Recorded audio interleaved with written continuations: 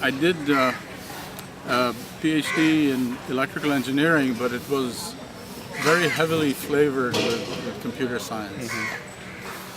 Okay. So so when you apply, like your first job was at IBM. Yes. So what was it, an electrical engineering profile or a computer scientist profile? Well, it was in the communications area. So I would say certainly not in fundamental computer science, much more in electronics and communication systems. So that's what I worked on originally. Okay.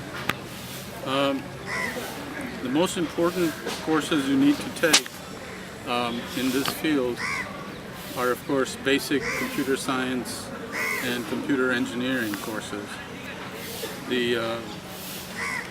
However, it is very, very important to have a very strong background and understanding of mathematics. So the more math courses you can take, that will certainly help you forever and ever. As for internships, the best thing I think is to try to get an internship with a big company.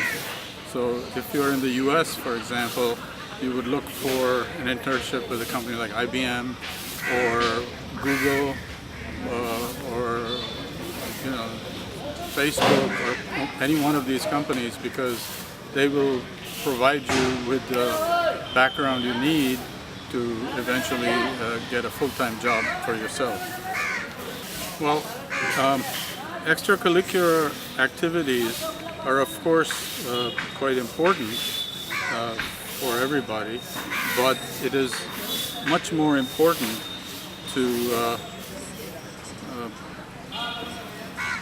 sort of give the highest priority possible to your studies, and and certainly also partake in extracurricular activities, but the studies must come first.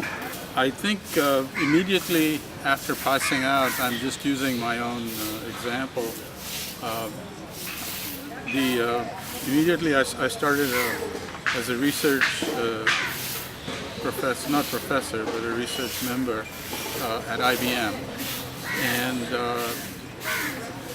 sort of did that for about 10 years, and then I moved into managing that effort. Luckily for me, it was possible to do a lot of research while still being in management, which is not always the case. Sometimes you have to give up your own research in order to be able to do some, your main management work, which takes up all your time. And then, however, I wasn't really very happy with that and with being a manager, so I sort of went back full-time to research, and that's still what I'm doing.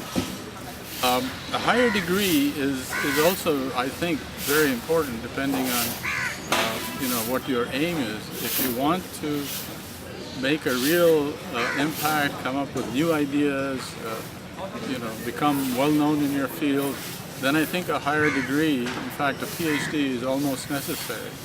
It's very unlikely that somebody with just a bachelor's background will come up with some results that everybody is amazed by or really impressed by. So I think you need to continue your studies if you can, and carry it all the way to a PhD. At the moment, it looks like what's predominantly most successful, or students who are most successful, are in the computer science and computer engineering departments. I know that when we were hiring people at IBM, we typically gave much higher salaries, starting salaries, to people with degrees in electrical engineering or computer science than, say, physics or mechanical engineering or anything like that. So they really were the highest paid people. And so I think that is really where one should try to, focus on, go into the direction of computers in general, computer science, electrical engineering.